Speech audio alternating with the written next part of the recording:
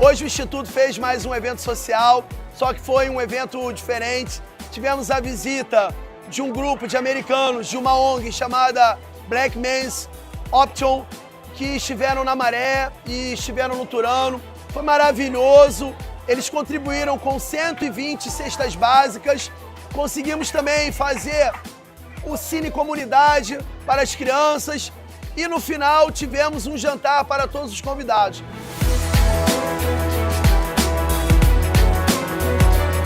So today was a wonderful day. It's a privilege to be able to be in the position to give back. And as we travel, we see things and we want to do something. And this was a perfect opportunity today to give back to a community and be a part of this community in Brazil. Oh, today was a very wonderful day. It was a life-changing experience. I got to see exactly what Rodrigo does. He has a very great project. I think it's very inspirational. To me, he's a hero. Agradeço demais ao Ralph da blackbraziltoday pela parceria e mostra que, independente das culturas diferenciadas, todos podemos pensar pelo bem maior, que é o ser humano, e a melhora das crianças através de projetos sociais, esporte e entretenimento. Ralph, a você, meu máximo respeito. Muito obrigado pela parceria e a visita aqui no nosso país. Os.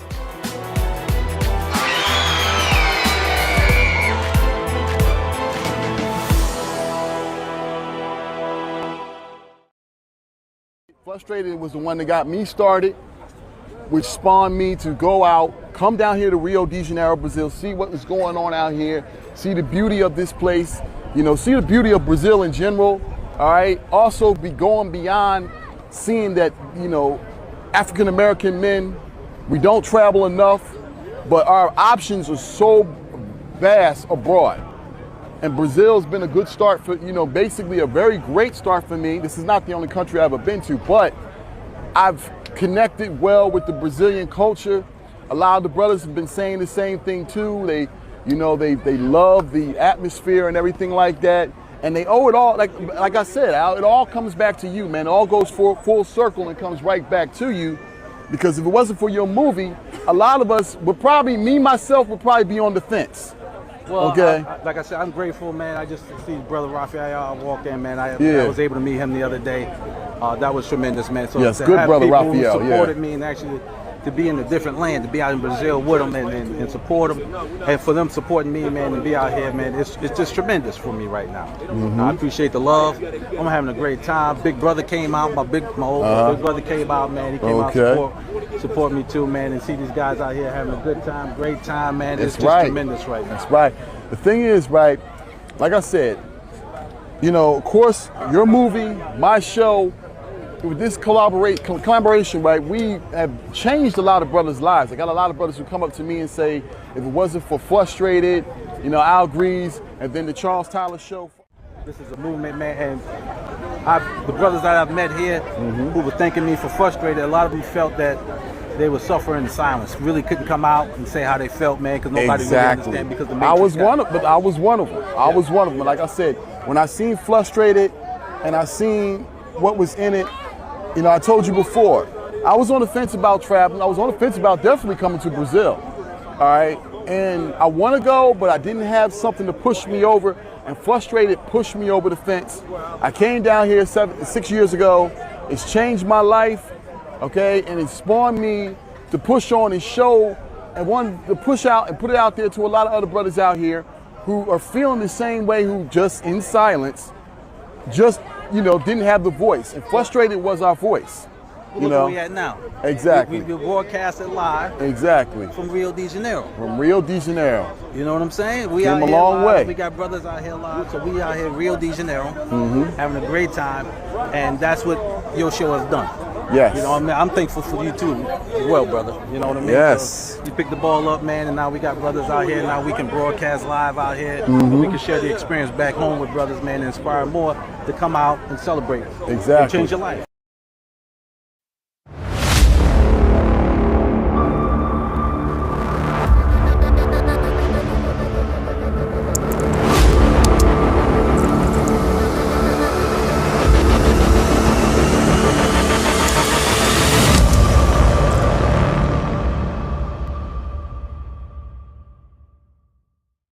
welcome to BMO Radio with your host, Eric Spencer, president of the Black Man's Option.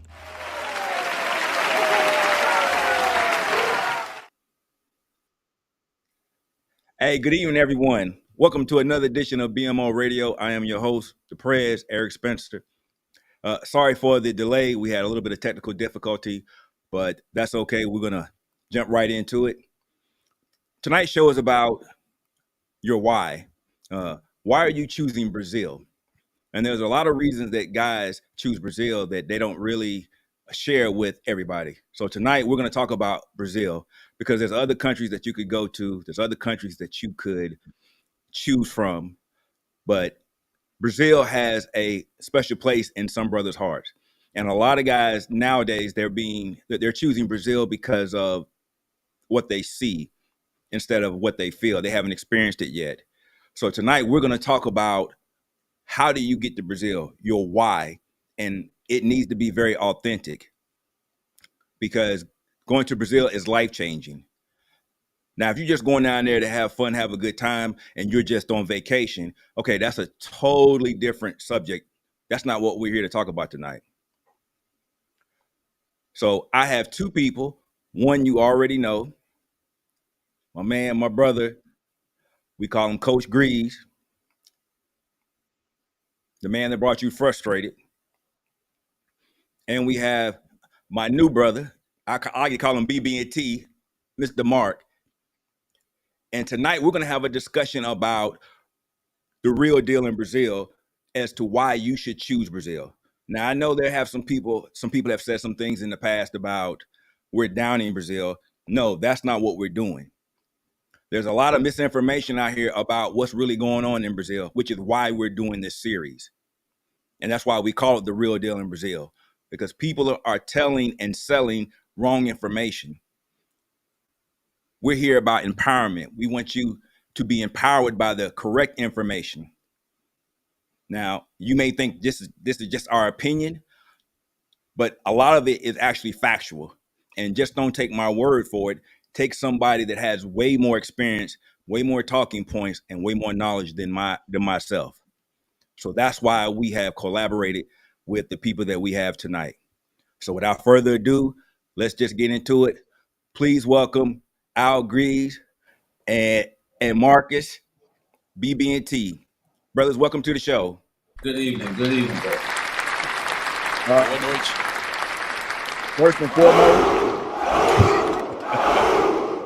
First and foremost, Al, meet Mark. Mark, meet Al. How are you guys? Yeah, salute, brother. Salute. What up, man? It's been a long time coming, man. Yes, it has. I just want to clear up. No, I don't want to clear up. I just want to state this. I love the introduction, and I know you said, the brother who brought you frustrated. I want to also be known as the brother who got you out of your frustration. Okay, all right, and also this is another first. This is the first live on BBT's channel. That's so true. Out of all the videos and all the other things that he had put out from the articles, the website, this is the first time that he's actually gone live, and we're actually doing this on both channels. So if you're seeing us on BBT's channel and the Black Men's Option, because we're dual streaming, and that, my friends, is how you work together. You collab with like-minded brothers so that we can give you the most with the least. All right, so let's just dive right into it. Mark, let me ask you this. You've heard what we talked about in the past and about black men running to Brazil, but are they really running for the right reasons? So we want to share. Would you share with us how you actually got to Brazil? Okay, first, my screen just went black. Can you guys still hear me and see me? We can see you and we can hear you. Your screen has frozen, so maybe it'll catch up.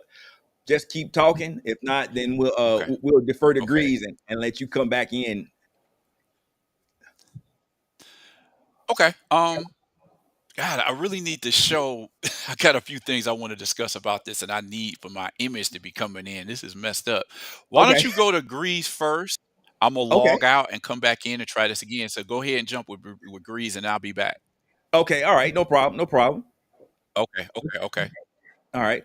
So Grease, as we talked about before the show, and we were talking about how you got to make Frustrated and the reasons why Frustrated was actually made.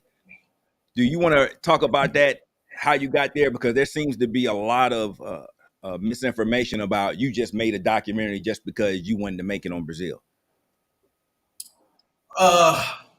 It's a little deeper than that. I did. Well, talk that talk. That's what we're here for.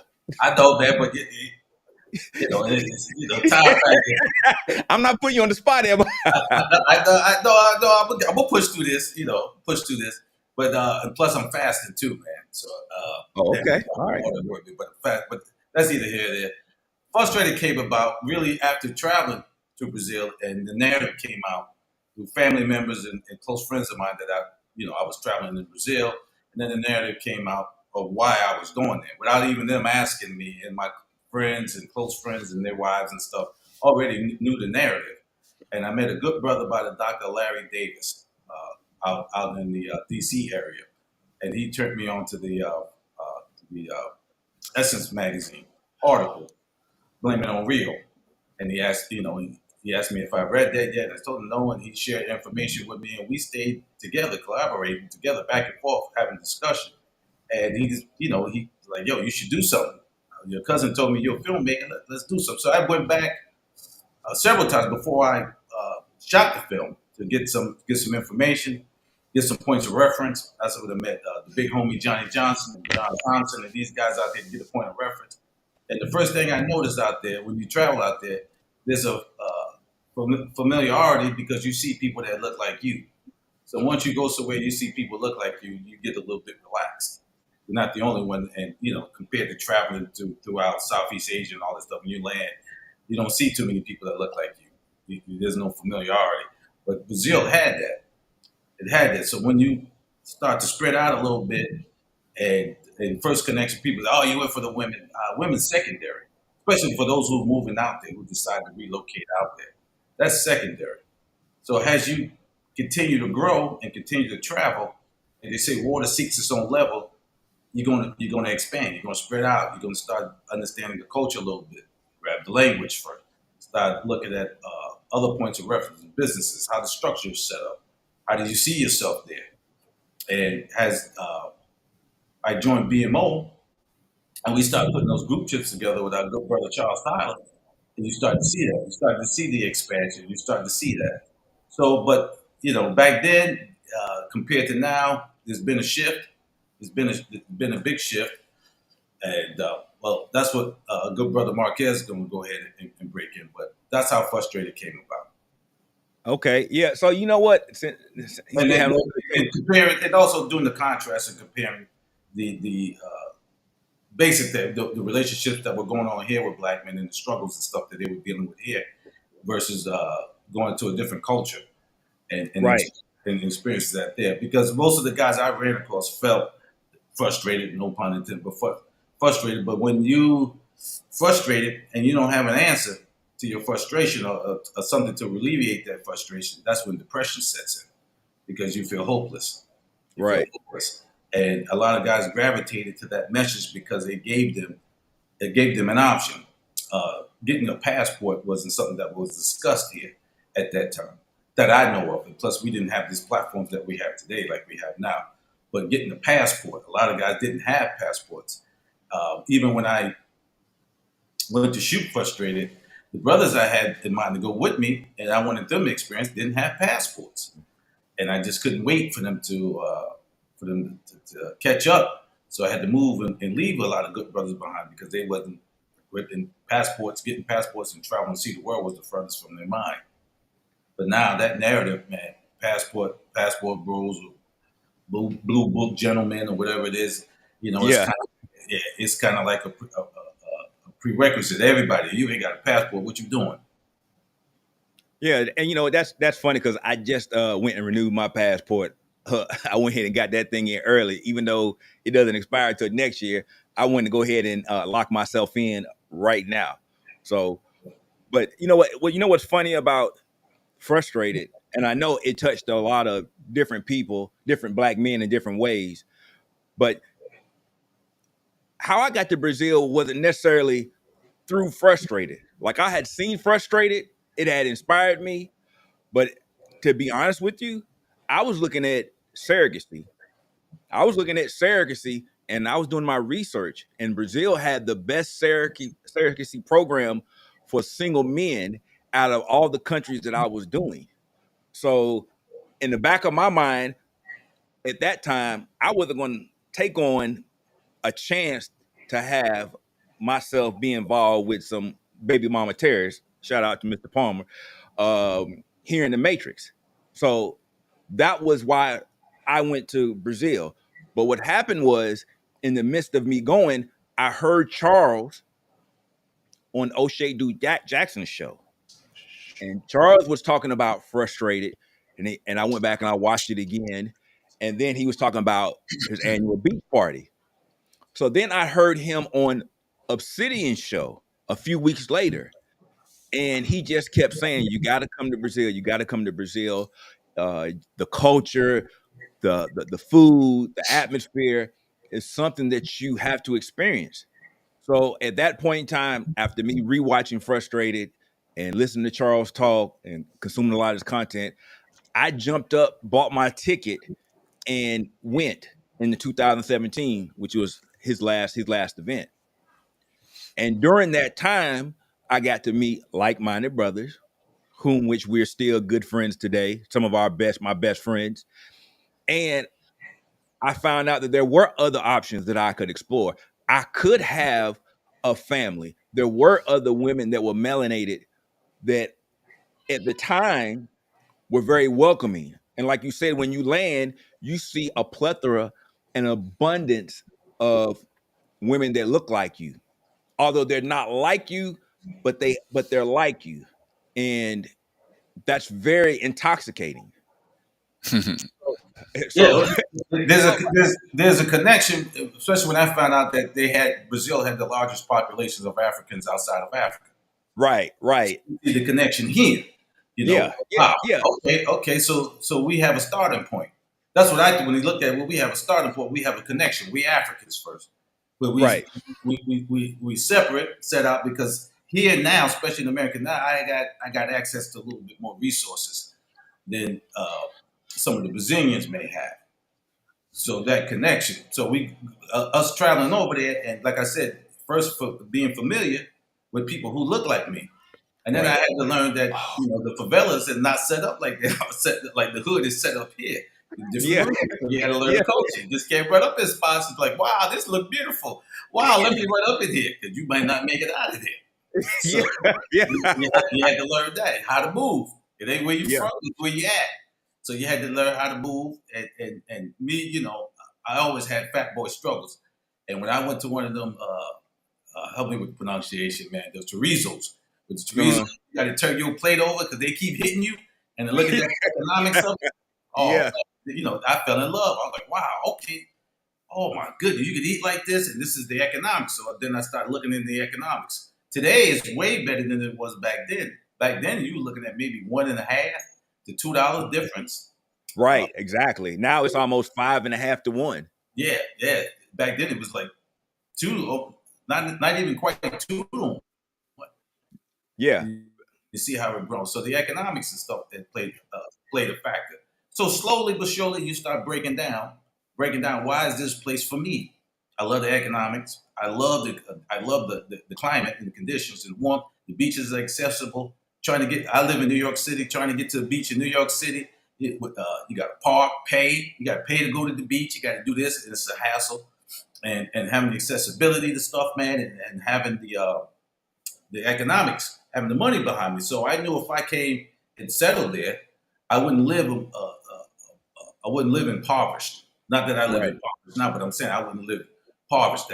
That 5 to 1, taking this kind of stack over there, that would give me that. So then I started exploring out a little bit and looking at other cities. You look at Baja Tijuca, start looking at Floripa, Fortaleza, even the Bahia. What does this have to offer? with this kind of money, how can I live like this? Exactly. So those are things that a lot of us, we take that into consideration.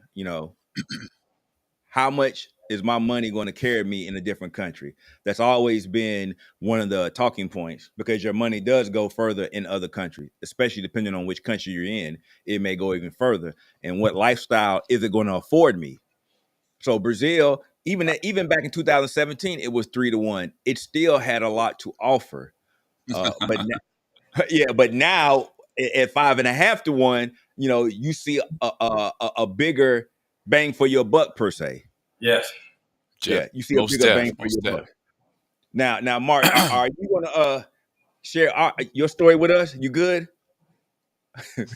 Man, you don't know how many times I done logged in and log out to just keep a steady image going. All right, Al agrees. You kept it going, man. I appreciate that. Let me get in this game now, right? Tag you it. Yeah, All yeah. right. I'm going on the bench, coach. Okay. I said that. He carried the team. All right. Okay, so let me go back, man. I always like to tell this story. Brazil it was mind blowing the first time that I went. I mean, from the first time I got on the plane. I mean, I took a bus from Detroit to New York, and then took a plane from New York to Sao Paulo, and Sao Paulo to Salvador Bahia. And it was mind blowing. The most I had been out of the country at that point in my life was only Canada. And Canada is it's 10 minutes from my house when I lived in Detroit. So just, man, walking around in Salvador Bahia was just, I always say, it just reminded me of, I felt so at home there. My people, most of my people are from Georgia. So when I would hang out in Salvador Bahia, it just reminded me of being there. The connection when you seeing every type of black person that you can imagine, that you've ever seen. You see these people in Salvador, and it was like, these people don't know me, but they look at me and it's like, yeah, that's our people. And that's how I was looking at that. It was like, these are our distant cousins, or these are our brothers. These are our people who got separated. Well, they got sent on a different boat than we did. Now, there's a lot more history to go into that now, but I'm not going to do that. I want to talk about what led me to Brazil. So I always tell the story. In Detroit, we used to have this cultural bookstore. It was called the Shrine of the Black Madonna. I was on Livernois Avenue. They closed it down some years ago. But I would get all of my books about Black history, Black consciousness, Black pride, Black authors. All of that was in there. And on Christmas Eve of 1999, I came across this Africana Encyclopedia of African and African American history. And out of all the stuff that was in there, like I said, I know I said this last week, but I want to give a more full story. There was just so much. I mean, Brazil caught my eye. Colombia caught my eye. There's this stuff in there about Ethiopia. There's stuff in there about Nigeria, the religion, the food, the music. And for whatever that I knew up until that point, I honestly didn't know a lot about Brazil. I didn't know I asked this question before, how could there be this many black people in Brazil and I didn't know about it? I remember when I was a kid and I used to watch baseball, basketball, football with my father. And I just remember seeing these dark skinned Latino Hispanics that were playing the game. And I was confused by that. I would ask my father, like, why did he call him Hispanic? And my father was like, oh, well, he's Cuban. And I says, well, he looked black to me. I didn't have the concept to understand, like, we were dispersed in so many different, areas of the world when I was 7, 8 years old. So then fast forward some 20 years later, and when this Brazil thing hits me, and I'm like, wow, there's this whole history going on down there that we don't know about. I'm so deep into Black American history, and now I'm getting presented this other story. So then from Africana, the encyclopedia, I'm just trying to find everything I can get my hands on to tell me more about this situation of Black people in Brazil. And in the Shrine of the Black Madonna, I went back there 2 weeks later, and I found this book right here. This book is largely responsible for inspiring me to get my passport, my visa. I'm like, after I read this book, Africans in Brazil by Abdias do Nascimento. Um, Nascimento passed away in 2011, but I always say he is the closest thing you're going to get to an iconic civil rights leader like a Martin or a Malcolm. Now, I can't put him in that same level as them in many ways, but in other ways I can. If you read the Africana Encyclopedia, remember, all of the intellectuals, they got intellectuals from the Americas, from Africa, from everywhere around the world. And the Africana Encyclopedia named this man as the most complete African intellectual of the 20th century. That blew my Wow. mind. Think about that. They didn't say Franz Fanon. They didn't say W.E.B. Du Bois. They didn't say Malcolm. They didn't say Martin. They didn't say Senor Leopold. They didn't say none of these people. They said Abdias Nascimento. I'm like, how is it that I don't know about who this guy is? So then his books, two books by him that were readily available in English, Africans in Brazil.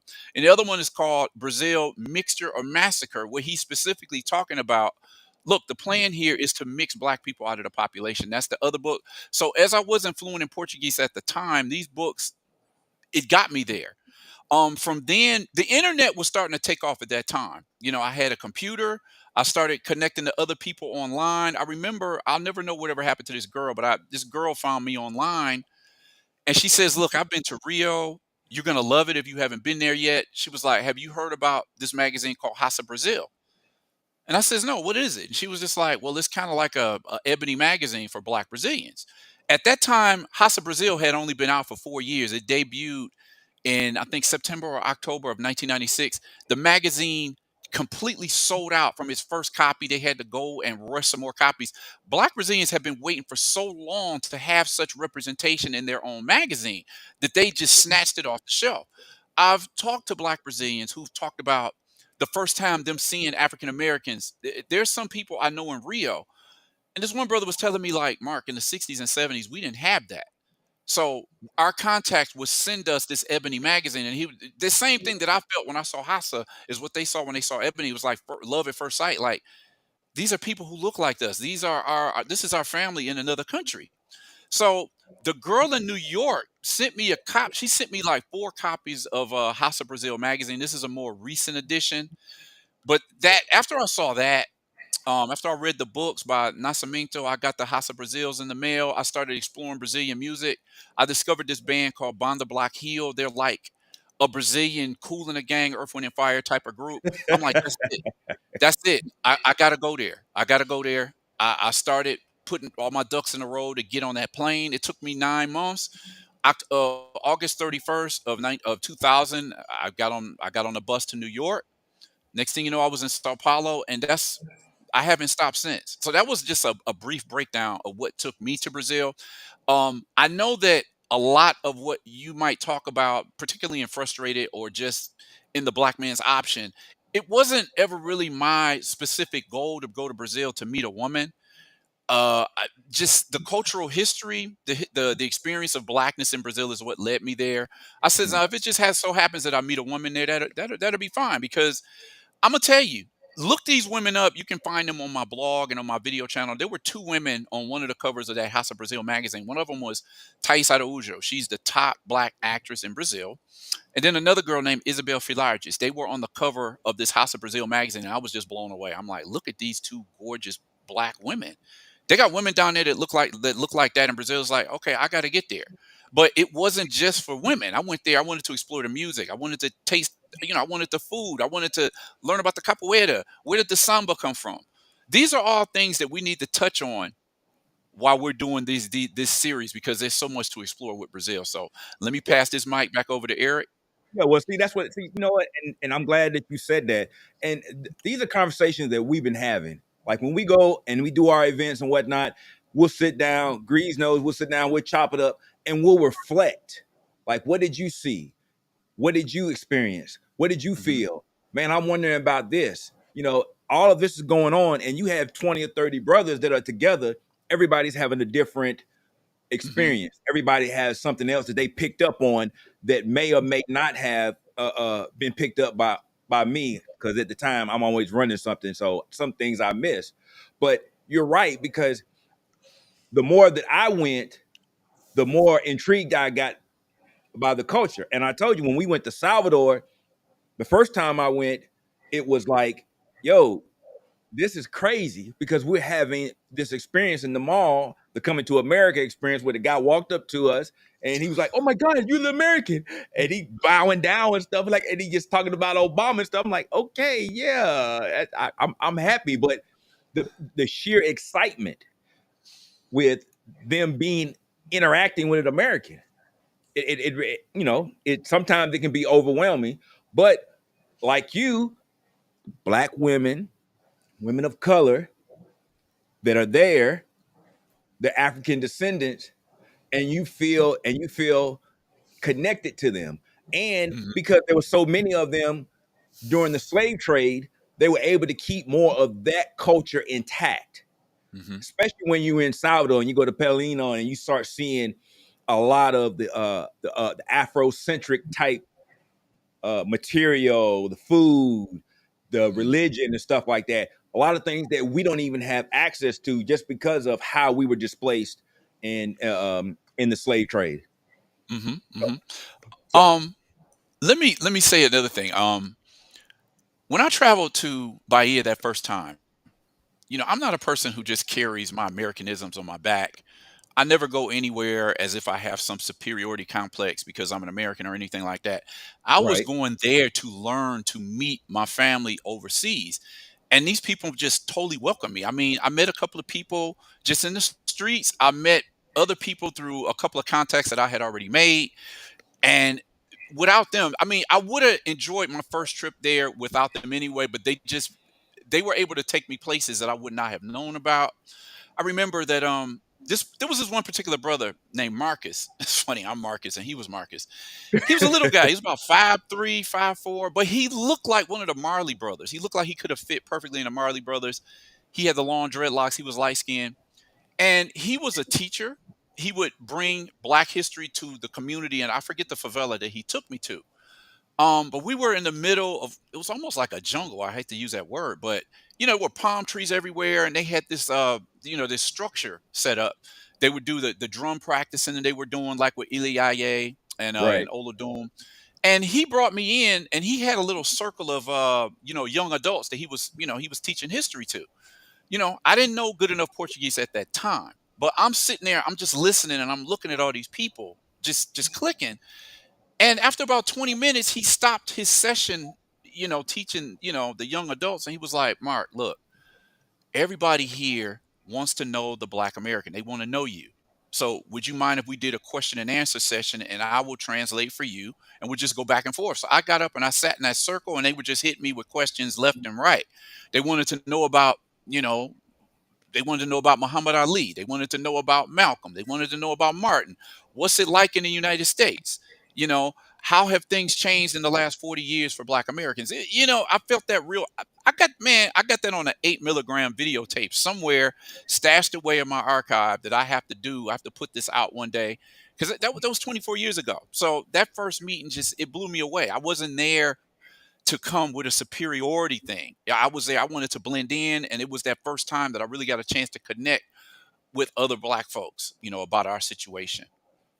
Yeah, and you know what? I'm glad you touched on that point because sometimes when you go there, or some people that are starting to travel there now, they do have that I'm superior because I'm an American, which I Yeah. think is a very wrong way to approach it because of how much they admire our culture here in the States. And Hmm. we go to Brazil and we've always had good relations with the locals, especially they like to see us. Like Grease can tell you, when we move in packs. So it's inspirational to see us, and we're in different shades. We have light bright to dark skin and everything in between, but we move as a unit, and it's something powerful to see Black men together in unison, moving in a country that says Black men can't do what we're doing. Go ahead, Grease. Say what you're Hmm. gonna say. No, I just thought that was uncalled for, man. We all brothers. You ain't got to break it down by the color, well, combination of color, man. hold on now. No. I'm sensitive about that, man. Well, you I have just, to be sensitive about that. Go ahead, Grease. Go I ahead. just call it the Dodgers, man. Me and my light skinned brother Jamel, we the Dodgers, man. But you ain't got to break it down to the color thing. You know what? What really freaked me out one time in Brazil, I was there by myself. I traveled. It might have been my birthday, so I went there by myself. And I went down to one of the cafes in the morning, sit down and have a cup of coffee. And two Brazilian gentlemen, they were discussing American politics. And they were talking about Obama and how America's not smart enough to elect a Black president. and stuff. So I'm ear hustling. I'm looking at him, and then one of the guys realized that I was listening. He stopped talking. He said, "Shh, that's American there." And when he said that's an American, I turned around looking for somebody else. And I said, who he talking about? So he came back. He said, "You American?" Oh, I said, "Oh yeah, brother, yeah." He, two white Brazilians. They were sitting there. I said, "Yeah, I'm American." He said, "We hope we didn't offend you." I said, "Man, listen, I live in a free country. You're allowed to say whatever you want to say, man. I was just intrigued by your guys' conversation that you was concerned about American politics." And then they went on, "I don't think Americans still hold this, and they're not smart enough. Clearly, he's the better candidate and stuff." And I sat down and had a conversation with them, and they asked me, what are you doing out here? And I said, "Man, listen, I love your country, man. I've been out here maybe like 4 times at this time. I'm celebrating my birthday, man, and I just came out here. I love your country. I love the vibes. I love the food. I love a lot about your country." I said, listen, this guy here, he has a beautiful granddaughter. She's beautiful. You want to meet? Come to the house, and we cook food. And I'm like, wow. I'm from New York. That's too fast for us. I don't know you. New York, I don't know you like that, but I appreciate it. And cell phones wasn't as big as it is now. And I started meeting people, and they see me out there by myself, and they look at you. They look at you, and they can tell, I don't know, your clothes or something that you're not from there, and they're more welcoming. I read how many people offered to meet their family members, cook for me. I had one time, man, a group escort me back to the airport. And then they put tears in my eyes. When I was leaving, going back, they said, "Oh, what time your flight? We're gonna go back. We see you off." Shit, my own family here when I leave, they don't. All right, I'll holler at you later. The Uber, shit, call me safe. That's it. But man, to leave and to be escorted and make sure I was safe and see me off. At the family, it was like 5 of them. I was like, "Y'all ain't got to do this." They was like, "No, you very nice." And man, that's what made me, after that, I really fell in love with Brazil because I felt they cared about me and my well-being and to see me off like that. And you know what? That's very true. And it's funny, the late, great comedian Patrice O'Neal used to joke about it, saying that he'd be willing to get on a flight just so that he could feel the welcoming of being in Brazil.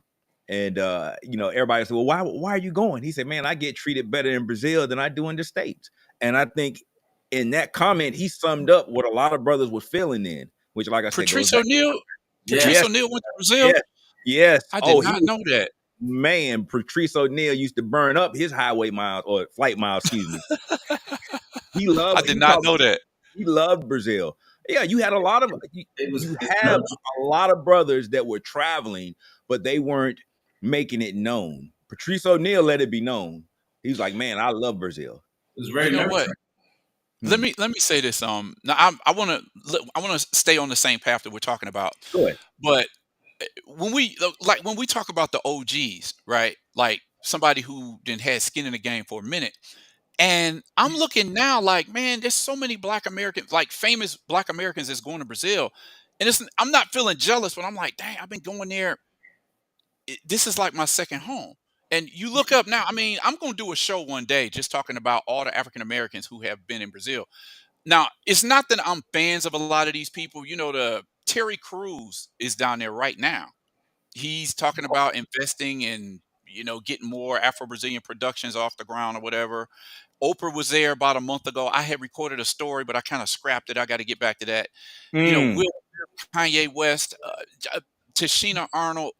Dude, I've lost track of how many famous African Americans have traveled to Brazil just in the last 5 years alone. So it's I've been going there since 2000, and now it seems like the entire Black world is like discovering Black Brazil. Well, now, as far as Terry Crews and Tashina Arnold, like we said in a previous live stream, that's their good times. Everybody hates Chris. That's their good times. That is one of the number one popular show there because they got a chance to see people that look like them. Because that whole show, Tisha is dark skinned, Terry Crews is dark skinned. All the kids are either brown or dark. There's nobody that's really light. They're all our complexion. Sorry, coach, not you, but I'm just saying everybody else. Don't take it, not light skin. But that show shows a representation that they're not used to seeing, and it's being broadcast internationally. So to them, it's very inspirational to see themselves, like you said.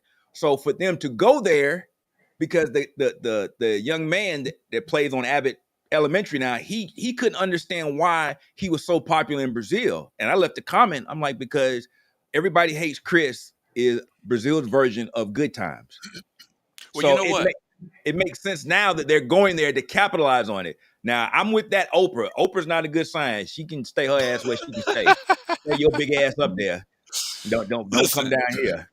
Let me say, because I think I did a video on this recently, because it was always a question. When I lived in Sao Paulo, it was amazing because I could sit there and watch Everybody Hates Chris. It was like on TV every single day. Yep. So many American series. It's like there's a couple videos articles I did on the blog talking about how the American productions featuring black cast, black directors, or whatever.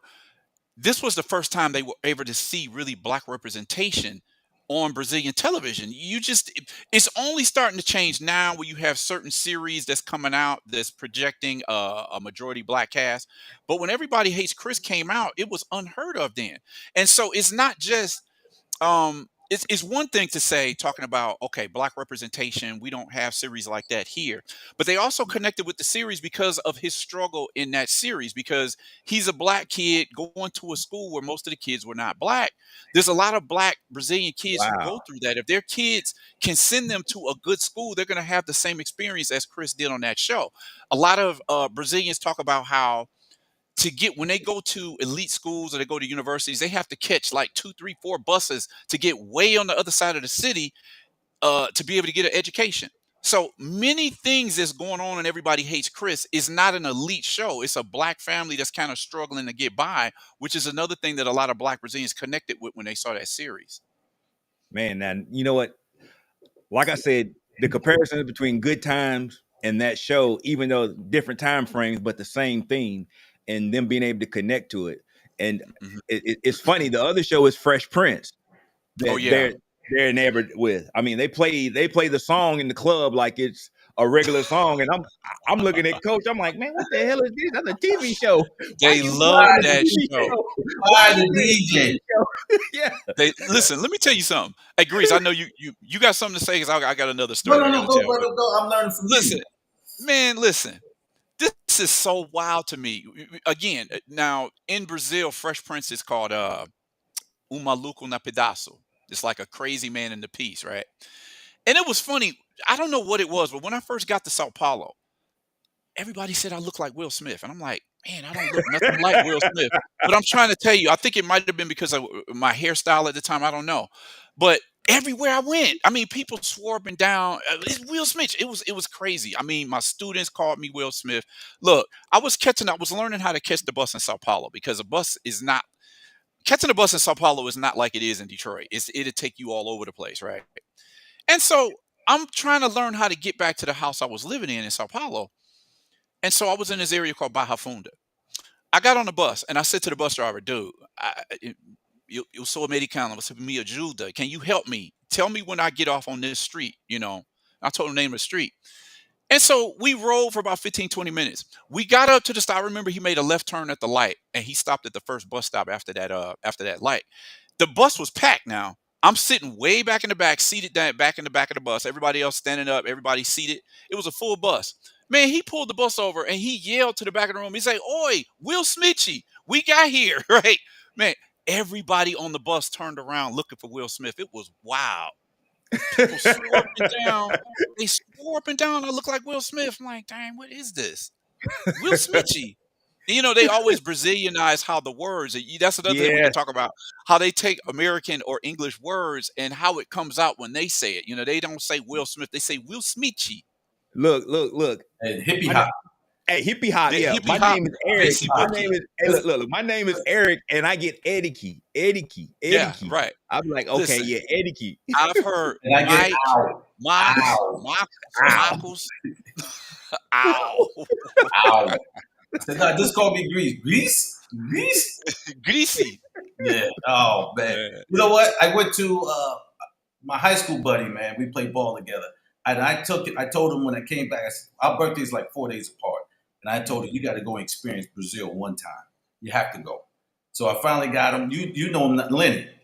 My man Lenny. Yeah. I finally got Lenny to go. Went to Brazil, and I took him up to see the statue, the Christ statue. When we got off, I had white tee on, maybe a New York Yankee hat, and the kids had a field trip up there. And when we got out the Uber, well, the cab was still a cab. We got out the cab. The kids ran over to me and started screaming, "Hippie hop, hippie hop, Right. hippie hop!" And they surrounded me and all this stuff. And I told him, "Yo, take pictures." He said, "What the hell's going on?" I said, "Man, they think I'm a hip hop artist. I don't care." I tell them I'm with De La Soul. I don't care. I appreciate the love. Dude. They ran and surrounded us, and all the kids hugged. I took pictures with them, man. And that's some of the experiences stuff, man. I never forget going to Brazil. That was my exact experience. I talked about that on the first show. People saw me with my whole feeler hookup. They hippie hop, Tupac-y, Tupac-y. Yeah. Hippie hop, hippie hop.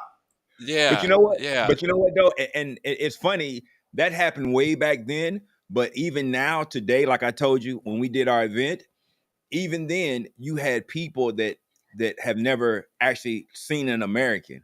So, like I told you, when we were in the favela, you got the favela boss out there. He about to fall out the back of the truck with that master blast across his chest because he was so excited to meet us. And I was telling our general manager, I said, "Man, did you see that? I like that guy is so excited." And then the kids had never seen an American in person. So now you got the kids that are enamored, and then you have this whole crowd of people that are flooding in just to watch the kids practice and whatnot. And the instructor was saying that, yo, it's a lot of people here just because you guys are here. Because they just want to see the Americans that are here. And like I said, that favela is not one of the known ones. It's a smaller one, but man, it seemed like it was like a concert because there were so many people that were gathered for this little hour and a half presentation that we did, as far as for the kids and welcoming us to their favela and to their jiu-jitsu class and stuff. And, they kicked our asses, but hey, it is what it is. It was all in fun. But my point is, as an American, Black American, we've been told that we're less than. Nobody wants you. Nobody appreciates you. And for you to go to a country, and like you said, I'm not anybody special. I'm special, but I'm not a celebrity. But to them, we're all celebrities. And listen, it's do either mind blowing. Do either one of you guys are either one of you familiar with this this group called Ile? Are you familiar with them? I'm not, but okay, so you got to find out about Ile. I had never heard of them on my first trip, but the guy, I'm telling you, the Bob Marley, the Marley family looking guy, he was like, yeah, you got to come see Ile. Ile is like it's a musical cultural organization. They have these huge Night of the Black Goddess contest where they choose. It's like a beauty contest for dark skinned Black women, and they've been doing this for I think the beauty contest has been going on for 20, 30 some years. Ile came about. It's funny because they came about the same year that Good Times came out, because we just passed 50 years of Good Times, and at the same time I was reading about 50 years of Good Times, Brazil was talking about 50 years of Ile. So you guys, you got to find out about this group. I went to go see the show. I'm just saying, just hundreds of young Black people dancing, getting a boogie on. They had the big, huge, drum troupe with about 25, 30 different drummers, Man, they took me to meet the guy who organized the group. This guy, they call him Vovol. He created this group back in the early 70s. Like I said, it's 1974. Back then, Black people were not allowed in Carnival. Can you imagine how many Black people in Bahia? Oh. They were barred from joining Carnival groups in Bahia. So they came up with this idea, like they wanted to call the group Black Power, right? And the state government was like, "Oh no." They were petrified of anything being associated with Black Americans coming into Brazil. It was like, no, it was during a military dictatorship. It was like, we would advise that you change that name, right? So then the funny thing, now this is what's funny about when somebody says Black Power in Brazil. If you can mix the English with the Portuguese, you come up with okay, we say Black Power. Now, Black Power in Brazil, when they say Black Power, they're talking about a big afro. That's what they call it, right? But the funny Mhm. thing about it is when they say Black Power, it comes out sounding like Black Bone. Either one of you brothers know what bone means? Bread, right? Okay, yeah, it's bread, but it's something else. Oh, It's the oh, thing. It's the thing that makes you a man. Yeah. oh, oh! You talking about penis? Pound and pow. Oh, So, pow. so, so Pow. that's like a GDA. It's like a slang for male organ. So when they would say black bone, they would say black bone, and it had this double meaning going on. But Uh-huh. Ile Aye, it was another thing. They just completely welcomed me in. They introduced me to it. Man, I met so many people there. There was a brother that I met, and I said I got this old video. Man, this dude, do y'all remember Penny Hardaway that used to play Yes, for the? Man, this brother Magic. looked exactly like Penny Hardaway. He had dreadlocks though. I got him on video somewhere. I was blown away. He was Penny Hardaway's twin, and he was a drummer for Ile Aye. I met all of those guys. They put me on stage with the group. I'm just that first trip. Your first time in Brazil, you're never gonna forget it. No, All right. no. Mm, Oh man. And I'm gonna be honest with you. My first time in Brazil, like I said, was definitely transformational, but it was right. also sad because it was Charles's last time in Brazil. That's So wild. yeah, so it's crazy how everything happened. But that 2017 clip that we played in the beginning, that was the last time that we saw Charles in Brazil, and we were all together for that Wow. last event. So that's why we're here today doing what we're doing, keeping his legacy on, and doing what he did. He wanted to give brothers information that they could utilize. He didn't Right. sensationalize Brazil. He was honest about it, but he also said that there is beauty here. There's other options that you can explore. And at the time, Brazil was so different than it is now. It And like I is. said, That's true. it's not that it's bad, but brothers need to be aware of what's going on because things are changing a lot faster. And we just want to give you the best information. And I've always said that we're not here to sell you wet dreams for clicks and views. We're here to give you information so that you can make the best decision moving forward and find out if Brazil is for you. This is what to expect, and to have a network of like-minded men that understand what it means to be in Brazil and what it takes to move there, and get with those men. Now you know what? Let me say this because I think this would be a good lead in to the next show that we do. Um, the transition that I've seen in terms of how they view race and color there is dramatically different. My first trip to Salvador, the guy who was showing me around the Pelourinho and just Salvador in general, we would just talk to girls in the street or guys or whoever, and men and women who I would see as black, whether they were light skinned or light brown, whatever they might be. And this was at the height. It was just like, no, don't call me black. Yo soy moreno. I'm a moreno. They didn't Right. want to be associated with black, right? Now, here's the funny thing, and I'm going to do a show about this coming up. The root word of moreno, because they've taken the word moreno, and I've said this several times in my video, a moreno can mean anything. It can mean, if you're not blonde or redhead and clearly white skin, anybody else can be a moreno. You can be a white person with dark hair. You could be a white person with a tan. You could be a white person with just dark hair. You can be a mixed person that's racially indefinable. You could be a mulatta. You could be a dark-skinned black person. All of these people can fall under that term of moreno, but this is what kills me. They use the term morena to escape from being black. Like, okay, you're too pretty to be black. Why would you call yourself black? That's a shame. Don't ever call yourself negro or preto. So they use the term moreno. But the funny thing is, moreno is supposed to be a racially ambiguous term. But when you look at the root word of moreno, the term is more. Moreno comes out of in Portuguese, they say moro. But when we talk about the history of the Moors, moreno actually means black. And proof of that is the blackberry, the fruit that we call blackberry, in Brazil, they call it amora. So they're running away from blackness just to run back into it because moreno, the root word of moreno, actually means black. It's the strangest thing. Well, you know what? They probably, what you just said was too deep for me. I didn't think about no blackberries, but the funny thing is though, is that they didn't want to be black. Like Right. in 2018, I was having this conversation and with this Afro-Brazilian woman, and she was breaking it down to me, the structure. And that's when I really started paying attention. And then everybody kept saying we're all Brazilians. And we kept saying, as American, Afro-Brazilians. They're like, no, we're all Brazilians.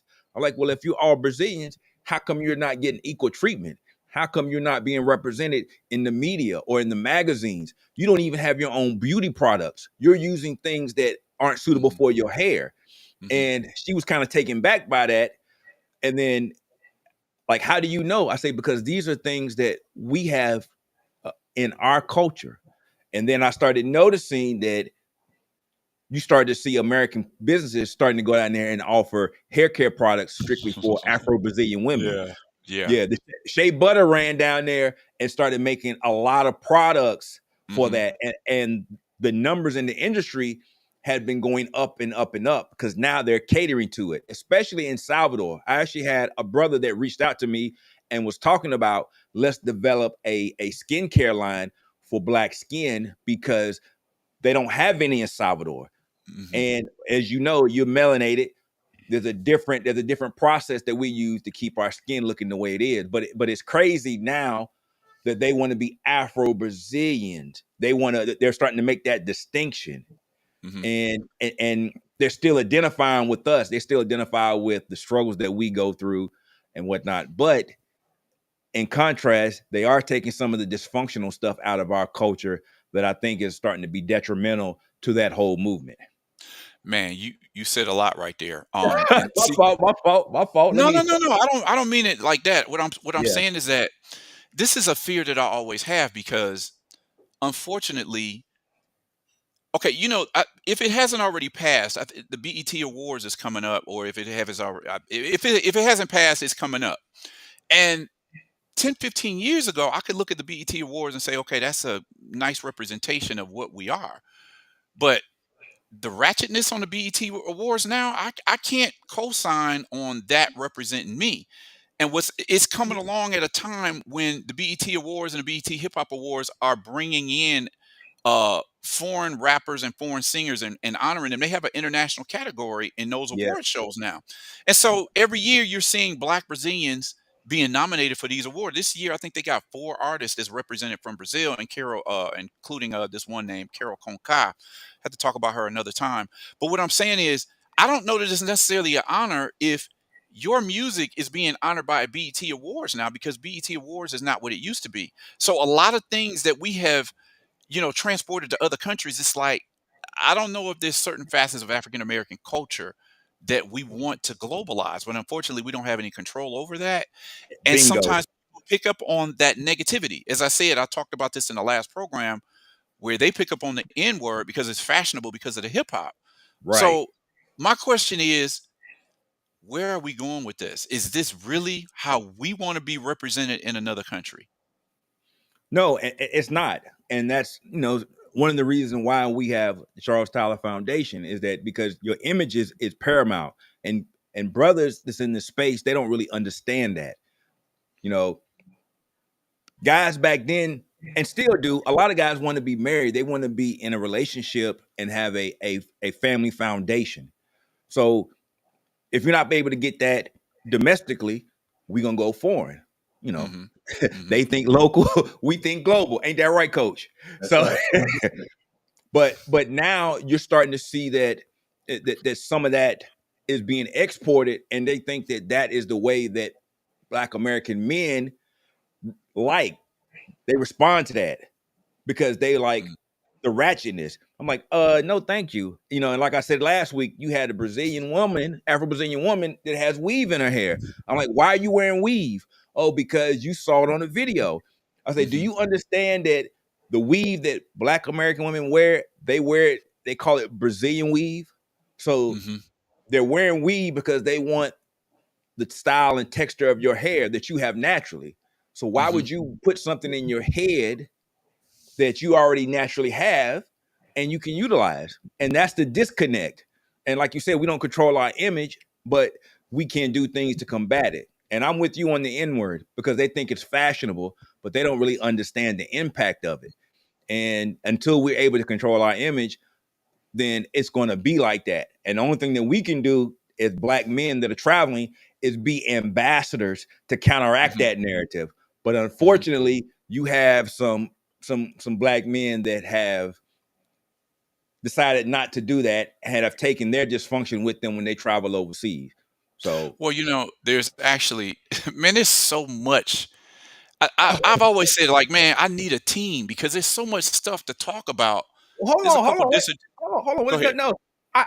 But see, this is why I wanted you to come on and meet Grease, because you Mhm. want to document this, and Grease is a documentarian. Is that a word? Is that a word, Grease? Documentarian.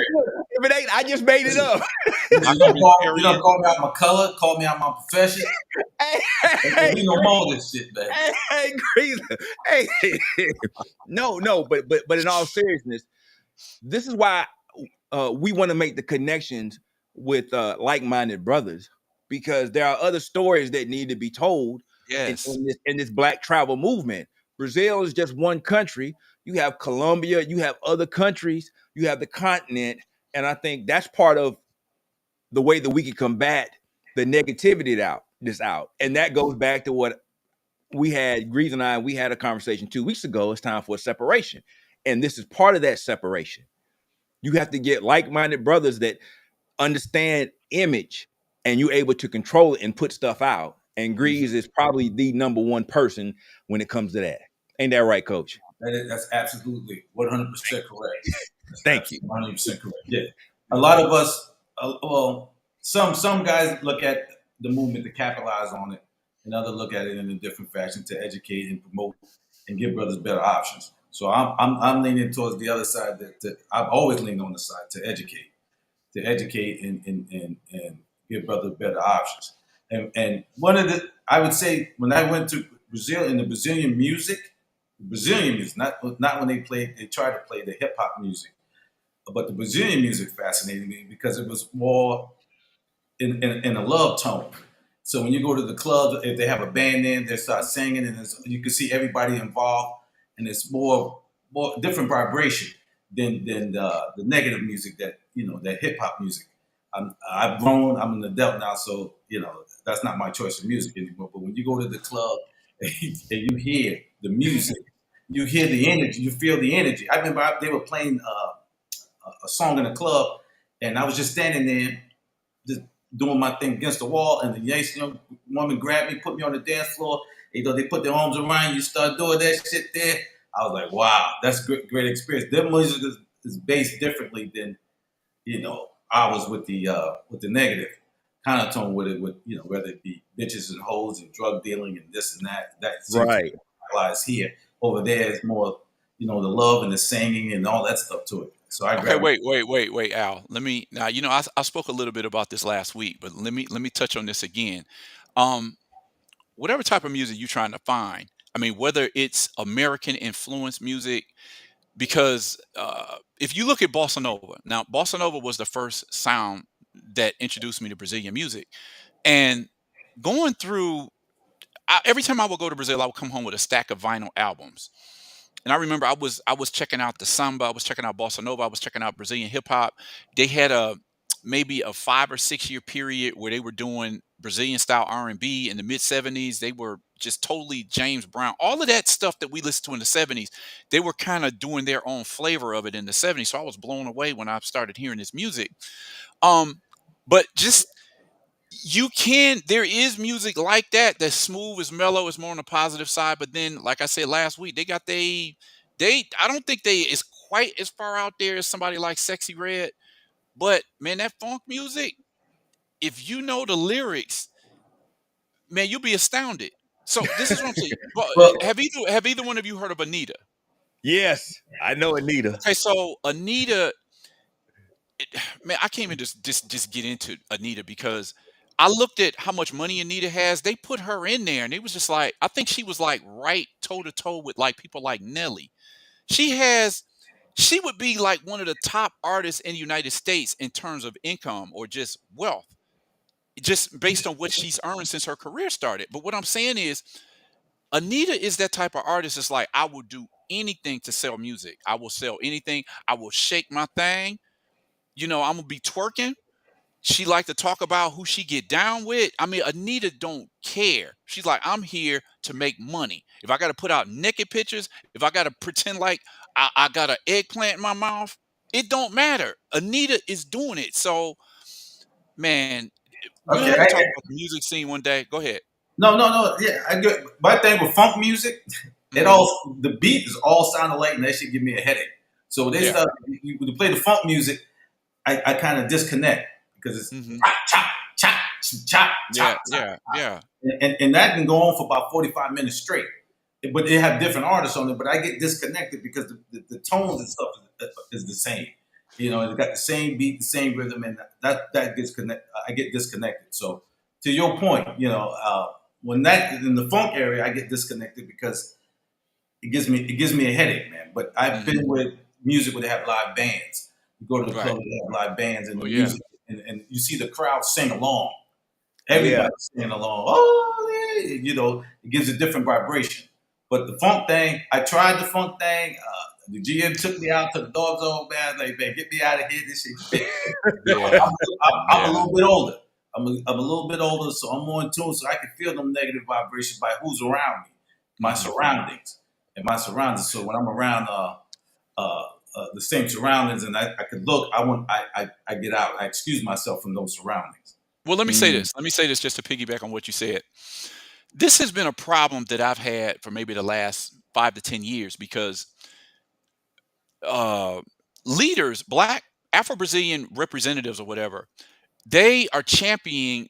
They're championing, if that's a word, funk music because they're saying, look, conservatives in Brazil want to shut us down because we're black and we're from the favela.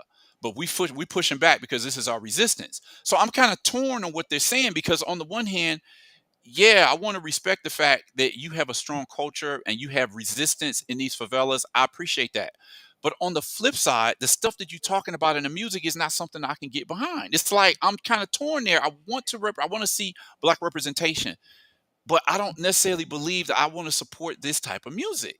And so I'm kind of stuck in the middle there. It's like I love hip hop, but the hip hop that they're making now, I can't get behind that. I miss the stuff from, we was in the golden era, let's say hip hop between 88 and 98, American hip hop, to where it is now. They have totally destroyed it to make it just like part of capitalism, and they've bastardized the music.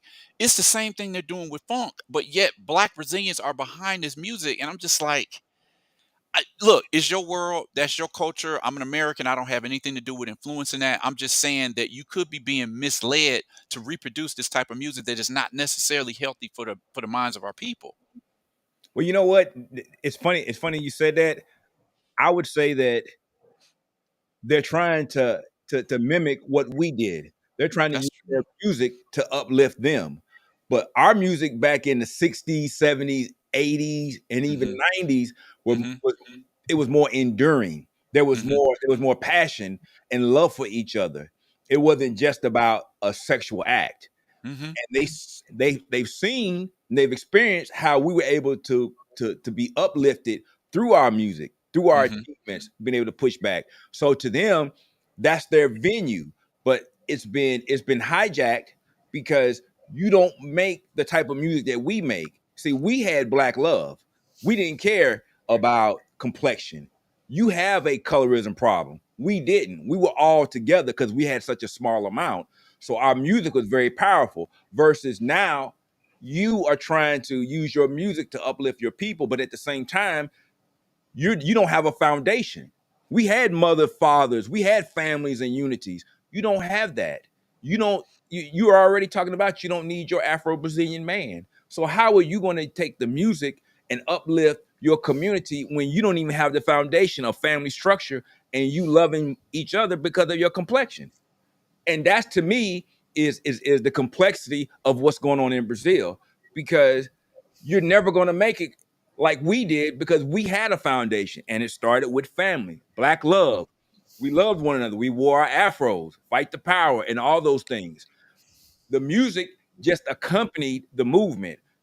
Here, they're trying to use the music to push the movement, but it's not going to work because you don't have a foundation. Mm. I, Well, well, Eric, let Yeah, me say this. Um, so when I decided to move to Sao Paulo in 2012, I have to say now I can't speak for you guys. I would if you want to chime in on this, you can. I would like to hear what your perspective is. But um, a lot of my family moved from Georgia to Detroit, in the 50s and 60s, so I had family spread out. And by the time the 2000s rolled around, I started noticing how my family just started just like disintegrating. The elders were dying, the kids, the cousins, and the brothers and sisters, they were all Yep. dispersing, going to other parts of the country. It was like my family like disappeared in the blink of an eye. And so I know you have similar problems in Brazil, but I will say the family that I found in Sao Paulo, I was like, that's one of the things that brought me there. It's like that family that I had in Detroit in the 70s, 80s, and 90s, this family still had that. All of their family lived in this little neighborhood. And I was like, wow, there was cousins all over the place. There were brothers and sisters. My question is, where is Brazil going? Because as my family I felt like it was disintegrating, I was able to attach on to another family in Sao Paulo because they still had that. My question is going to be, if Brazil follows the leads of United States in everything, what does that mean for the family structure in Brazil? And I'm not the person to answer that question right now, but I'm curious to know how you guys saw that in comparison between your family and then what you saw in Brazil. I experienced the same thing. I when I left high school, I went to high school. First year in college in Arizona. Came back, left New York, went back to Atlanta. Spent a lot of time in Atlanta. Lived in Alaska 1 year. My cousins, once they got educated, they were from upstate New York in the Buffalo region area. All of them left there and went to to the Carolinas, went to Maryland, went to different places. So my family dispersed. As well. Even my brother, I got a brother in Texas, another brother in Georgia, and sister upstate, way upstate New York. So I've seen that. But that's economic reasons. When they got educated, they went to other places that could provide that they felt they could have a better living, a better life. So dispersed. But we try to get together now and then. But the sad point about it, we all come together during funerals when somebody passed away, and that's when we all seem to come together. In Brazil, I don't think. Well, I don't know. I can't speak educated on it, but I don't know. To my knowledge, Brazil doesn't have social programs, welfare, and all that stuff to subsidize that stuff. I met a gentleman, and he was explaining to me the favelas. If you're poor and you don't have anything, they give you a voucher, like to go to like something equivalent to Home Depot. And these are the structures. You got to go to the favela and find your little plot of land and build your house, but you got to obey by the favela rules. Is that accurate? Well, I'll say this. What I'm familiar with, I wouldn't call it welfare, but have either one of you familiar with what they call a Bolsa Familia? Yes, I have definitely heard that. Okay. I'm not familiar with what you just broke down with the Home Depot type of thing, but I am familiar with Bolsa Familia. It is for like low income families. They get it's almost like an EBT card that they get, and they can go and, buy the necessities that they have or whatever. I don't know a whole lot about that program, but I do know that lower income Brazilians that's what they receive from the federal government. Okay, yeah, guy, he explained to me something about voucher, and that's how they're able to get up in the favelas and the only little land there.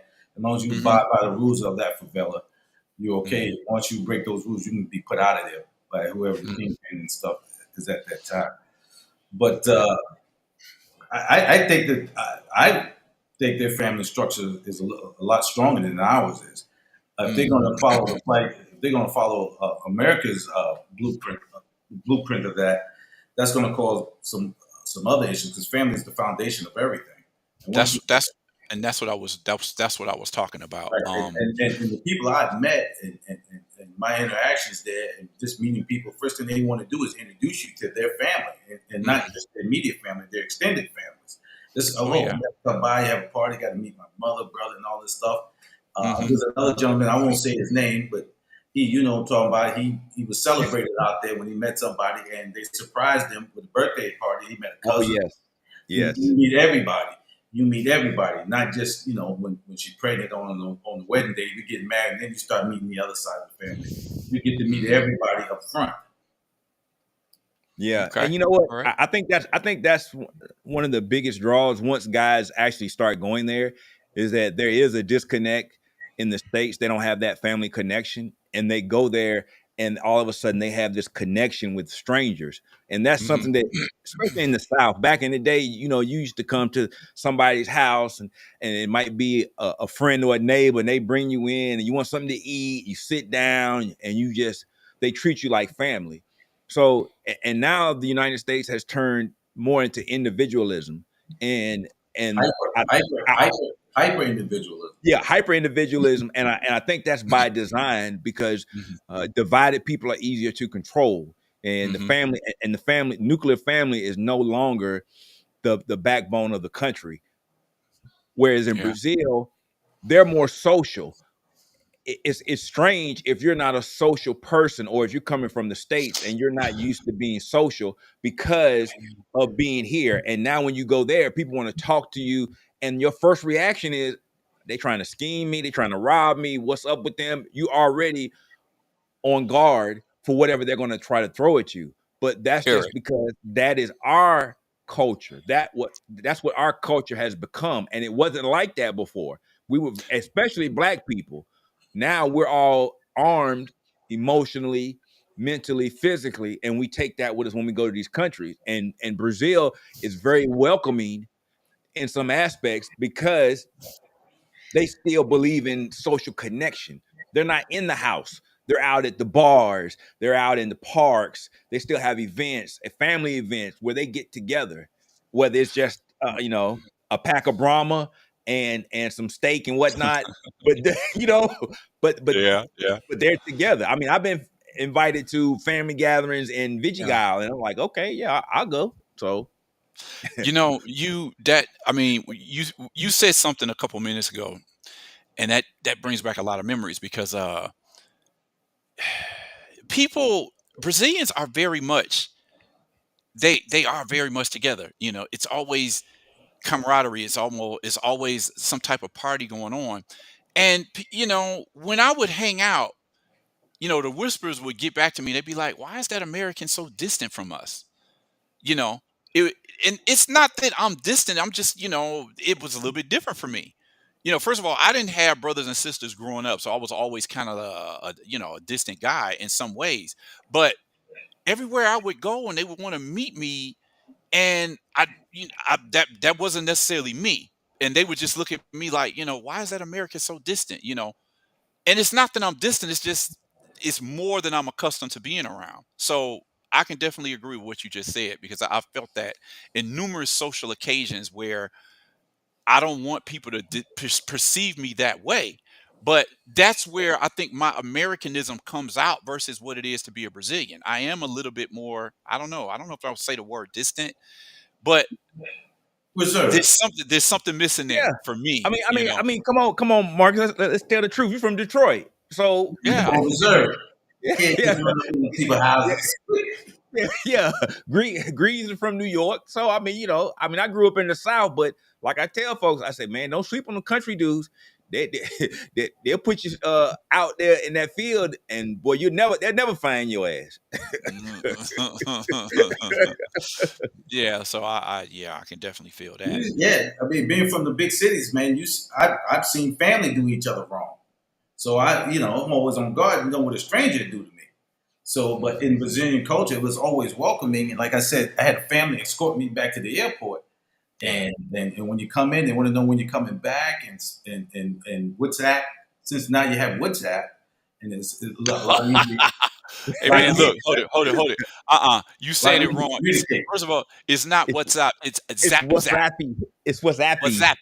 WhatsAppy. Well, for our English viewers right now, it's WhatsApp. Yeah, WhatsApp. Zap. WhatsApp. Zap. It's WhatsApp. And you know what? It's funny when I hear them try to speak English and they try to pronounce the English word. No. Because they mess it up. With their accent, they mess up the English word. Don't say that because the Brazilian language sounds to me is a beautiful language. You know what's funny? Amor. Go ahead. Oh, amor. You know, when they see you, happy to see you instead of trying to say, what's up? Zap. No, don't say that. Don't. You know what's funny? Listen, that's another show we're gonna have to do one day. But I'm gonna speak on this. There's a lot of them, but listen, Americans, you notice how we get offended. Like we don't like going places where we hear other languages. You might go to it might be a store where it's mostly Arabic speaking people, or you go to a place where it's mostly, Spanish speaking people. Americans get offended, like, speak English. Why are you speaking that around here, right? Right. Brazilians love it, even if you can speak basic Portuguese. Everywhere I go, Yeah. my Portuguese improved over the years, but every time I would speak, I would try to blend in with people and just try to get along. It's like, no, americano fala português, bem, rapaz, right? It used to trip me out. I was like, dang, it's different. It's a different vibe there because I think what that is Brazilians don't get the recognition that they would like to have. Now, United States is like the center of everything in the world. So then when they find an American who's into Brazil, they just absolutely love it. If you even just go there and try to speak Portuguese, they're going to help you out. Yeah, that's definitely been the case. Definitely been the case. And myself personally, I live in Orlando, and if people don't know, Orlando has the largest population of Brazilians in the United States. So, and I have multiple Flamingo jerseys. So when I go to the gym, I went to the gym like a couple of weeks ago, and I had on a Flamingo cutoff shirt to work out. And I walk into the gym, and it was 3 guys, and one of the guys had on a Flamingo charm, and he saw me with the Flamingo shirt on, and his eyes got big, and he said, he's like, you Flamingo? I say, I'm more a Flamingo. And then I showed him the pictures and all the other stuff. And dude, they were just like, hey, Flamingo, you Flamingo. I say, if I don't put together, I say, my somos, I'm still learning and stuff. And he was like, dude, it was like I got new best friends. Right. Because they were looking at me sideways. They're trying to figure out, wait a minute, you kind of brown, you got on a Flamingo jersey, and then wait a minute, you an American and you like Flamingo? And then I showed them the pictures of being in the stadium. Oh man, it was over. It was a wrap. They're my new best friends. Every time I come into the gym now, they're like, oh, Flamingo. Like, yeah, Flamingo for sure though. I don't know if we want to talk about soccer tonight. No. We're not gonna talk about soccer tonight. I know you have limited time. But there's one brother that's in the chat that he wants to, I guess he wants to make a comment. Where is he at? Mr. Anthony Osborne. So I'm going to drop the link for Mr. Osborne. Please come up and chat, and then we'll have a conversation. I also want to bring up G-Dubs in the background, and then we're going to wrap the show up. So give me 1 second. Let me do this, because I know brothers, they want to talk to you, because this is the first time that you've been live on your channel. So they're chomping at the bit. And oh wow, okay, yeah, and it's monumental here. So Mr. But now you got to cam up. If you don't cam up, you can't come on. So okay, who's first up? I might have to check in and check out. Is my image gone again? Let me see. Yeah. We got you smiling like you happy, like you won the lottery or something. So I don't know. Because I'm seeing a blank screen. If you can see me, that's all cool. Okay. We can see you. We can hear you and we see you, but you might drop in, drop out. Hopefully, it'll drop in. Yeah, Fluminense. Nah, we don't rock that hill. That dog don't hunt over here. I can tell you that right now. We Flamingo all day over here. All right, then. Mm-hmm. But until he comes up. My first time at what is that stadium, Maracanã Stadium. Yeah.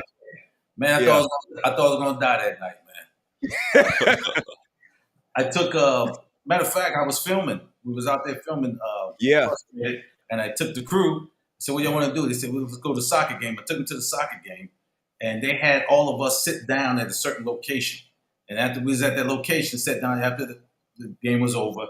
Man, they were setting fires in the stadium. The stadium was rocking. 100,000 people. You could feel the stadium rocking.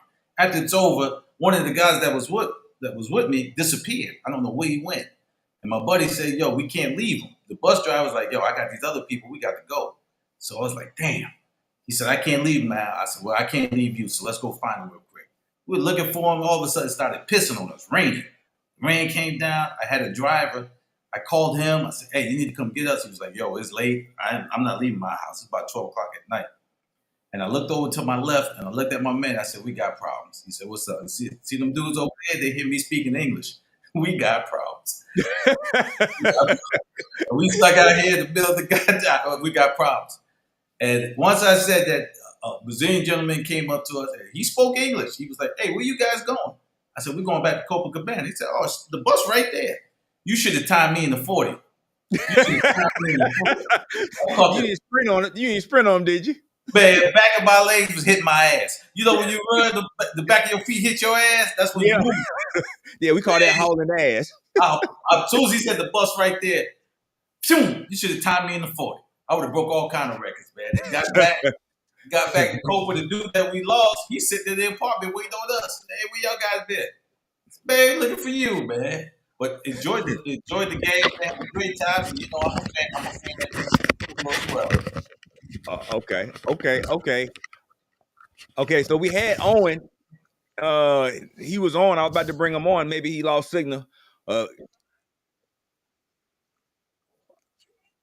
Well, that's fine then. You know, we'll give him a chance. Hold up, there he is. Hold on for a second. Let me add him. Okay, Anthony, can you hear? All right, Anthony, can you hear us? Let me see if anybody there. Yeah. Do you hear me? Anthony. Yeah, we can hear you. There we go. There we go. There you go. Hey, man, how you doing, man? Welcome to the show, man. Anthony. And can you hear him? Anthony. I don't think he can hear us. Anthony, I don't think he can hear us, man. Okay. It might be a problem. Might be a problem. Anthony, can you, well, let me see. He having technical difficulty. Okay. All right. Add G-Dub on deck. Let's see. He had to go change. I know. Hey, look, hold on. I know your ass didn't have that on from the beginning. I know he did. I know he did. Look, it took so long to be on here, and I've been enjoying it. I cleaned my whole house up during the whole conversation. And when that happened, I splashed all kind of water on me, but I did have this on in the beginning, and then I changed it. But you're right, man. It was so fitting. But I didn't know you guys was going to talk about our soccer team the way it did. But it just so happened that way. Well, hey, that's fitting. And you beat me to it. But next time we do a show, we definitely will be all Flamingo. But it seems like the other two guys are having problems trying to get on. So I don't know if it's a bad connection or whatnot. We're just going to go with what we have and just keep it moving. Because like I said, we don't have that much time. We want to end the show off pretty good. But G, go ahead and what are your thoughts on what we talked about tonight? Oh, man, just reminiscing on, like, when was the first time you wanted to come to Brazil? And, man, I was in my kitchen, and I had just, said I'm going to go somewhere. But I was talking about going to Colombia, and I was watching YouTube, and I heard Charles's voice. And I said, the beach party? Man, Brazil? And it just kind of like fell into play because when I was in high school, we had to make these international flags. And ironically speaking, they gave me Brazil. So I thought, hey, man, the stars are lining up. Let me go ahead on and go to Brazil. And that 2017 year was Charles's last, like you aforementioned, E. And then after watching Frustrated, I said, I got to go. So getting there and that 2017 class, as I always say, man, that was a special class, man. That was a special year, definitely. Yeah, definitely that.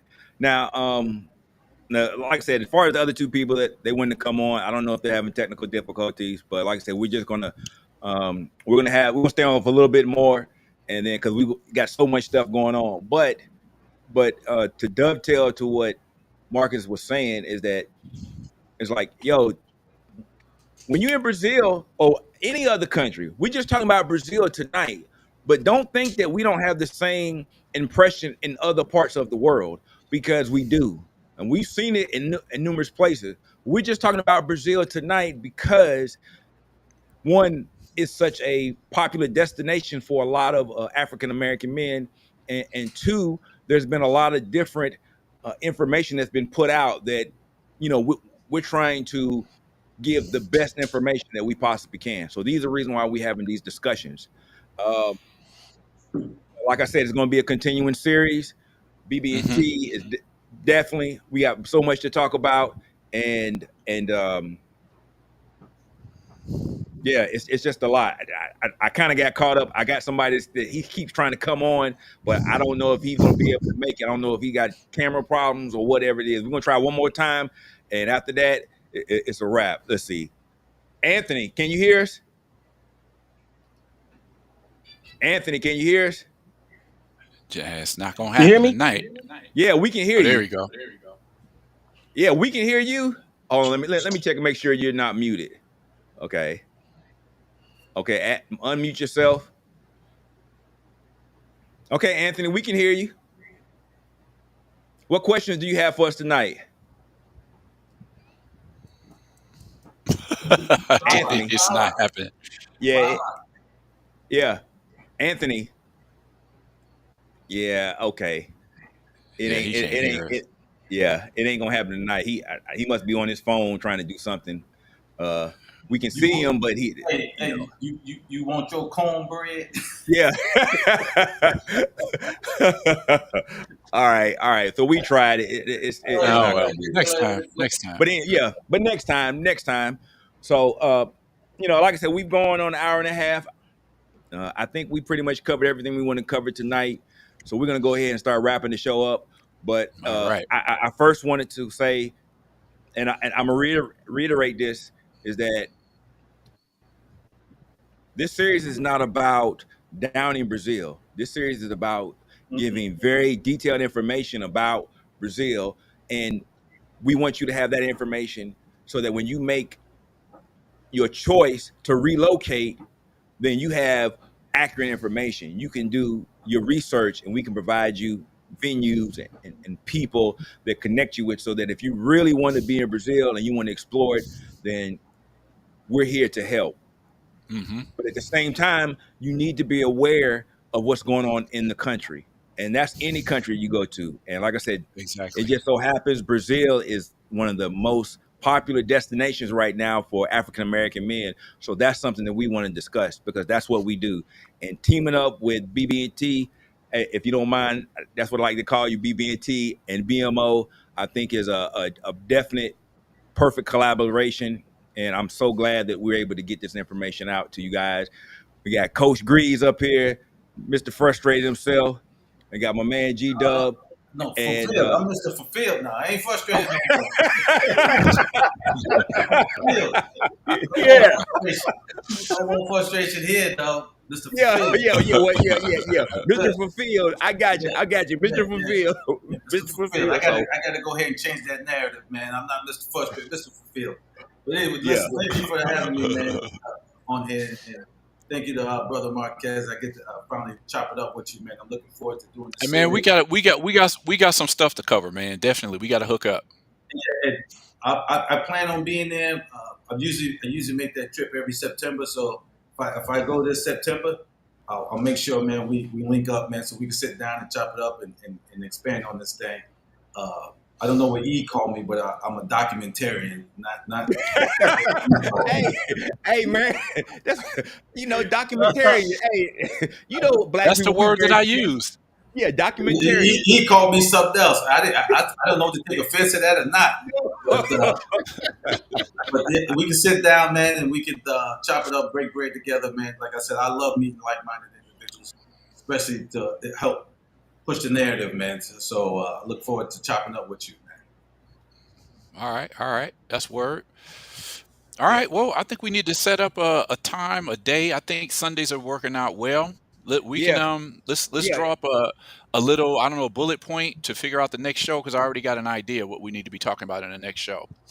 We'll take that offline, and we'll discuss it with you. and we'll get that popping.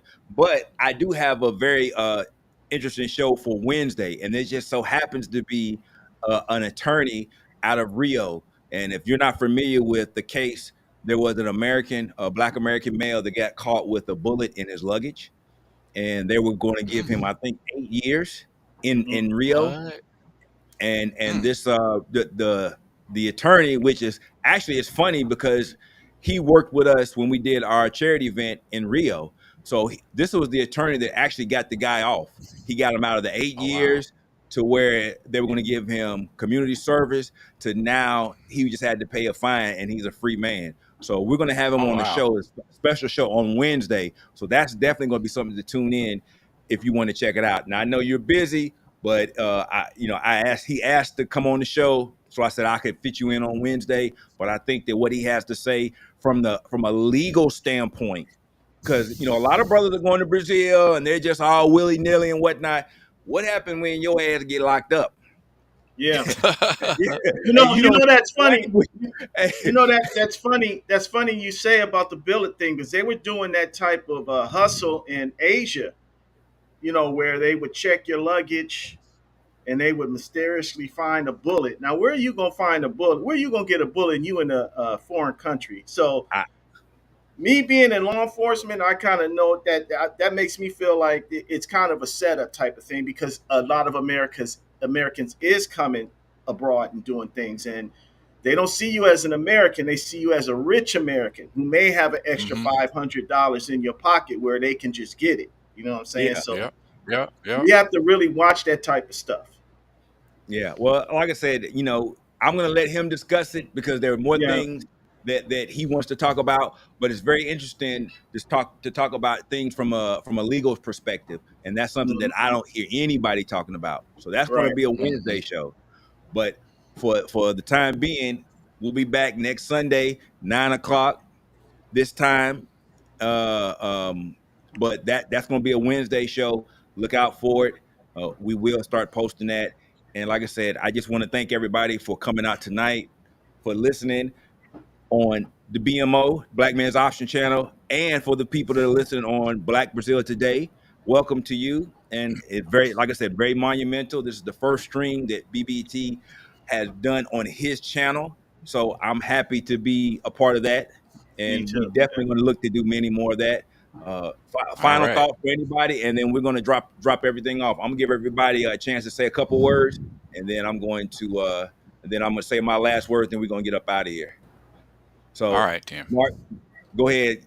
Say your piece, Mark. Hey man, I hope this serves as a platform, because what I really want is to get more people on this platform who can share their experiences with Brazil, because this is not just about me, because my experiences is just mine, and people who have other experiences can bring that to the table. It's going to make this even bigger. So if anybody's out there who have, your experience with Brazil, if you're a Brazilian who speaks, mediocre, just at least, good English, definitely reach out to one of us. We would love to hear from you. I want to make this an international program, so I'm just shooting that out. We got more show ideas and looking for more people to collaborate with. All right, appreciate it, Mark, man. I'll talk to you later, man. Take care. All right. All right, Mark. Yeah. All right, y'all take it. Y'all stay up later. All right, man. G, you up next? Okay. No, I just, y'all, that was very informative. I know we don't normally talk about that. We talk about a lot of other things, and it's very educational. I'm glad we made that merger, because there's some things that need to be talked about. Everything ain't Caparenas and Bunda. Yeah, definitely that. Definitely that. All right, G, man. Hey, man, I'm gonna drop you down. But after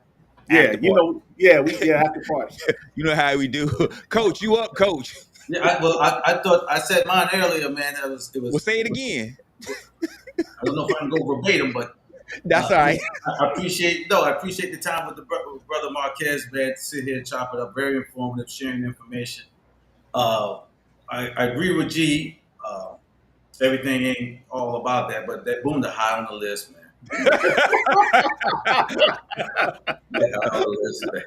Okay, high on the list. But I look forward to be here, man, on every Sunday, man, chopping it up, man, and get to learning some information, man.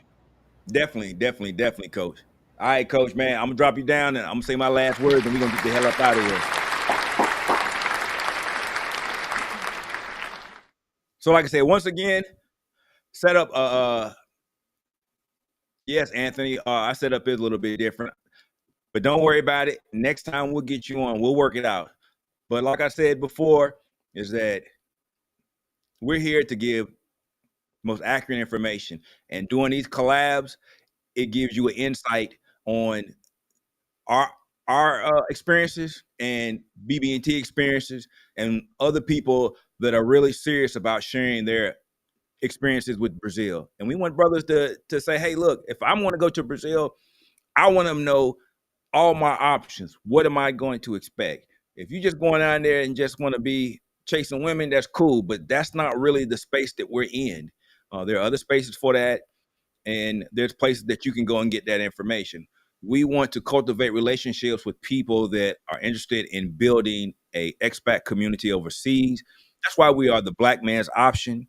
We're here about exploring the options and building an expat community of like-minded brothers so that we can build overseas. Because as we all know, and somebody saw, I said it in the chat, they want to talk about the de-dollarization.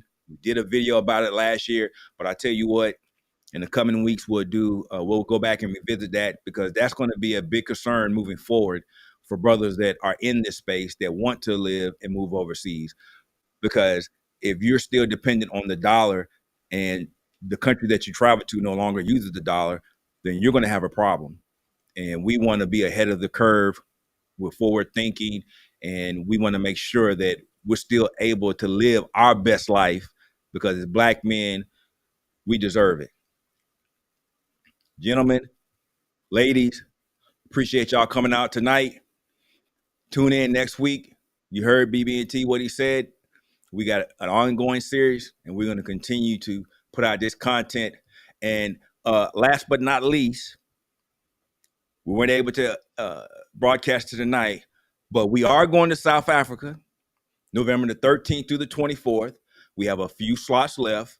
There will be information on our community tab. This is the last time that BMO is going to be in South Africa. So it behooves you to get on the trip. Not only are we going to be in the continent, we get to show you the country, and you get to hook up with like-minded brothers. So if you have any questions or you're interested, you can always reach out to us in the community tab, and we'll respond. You can also join us on our Facebook group, where you have more detailed information about the events and things that we have coming up in the group. And last but not least, we're on TikTok, Instagram, and it used to be Twitter, but now it's X. So with that being said, everybody, y'all take care. Have a good night, and we'll see you next week. My co-pilot, Jamel, he going to take us up out of here.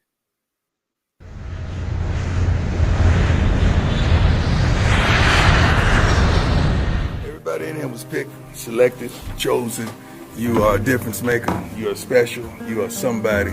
You're a conduit of change, and that's what we're going to do, change things. I don't know if y'all know it, but we're going to win. I don't know if you feel it, but we're going to win. I don't know if you can see it, but we're going to win. You got to understand, we're going to win right now, not later, right now. Everybody in here is a change agent. We could go down the line, and every last one of you have a story how you provoke change wherever you've been, in some form or fashion.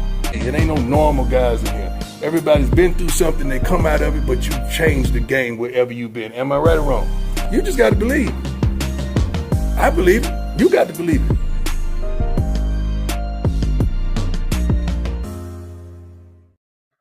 This is Charles Tyler over at the Black Man's Option. Remember, I showed you the door. Only you can walk through it. Let's see what the world is all about. Charles Tyler, sign off for the Black Man's Option. Check y'all later.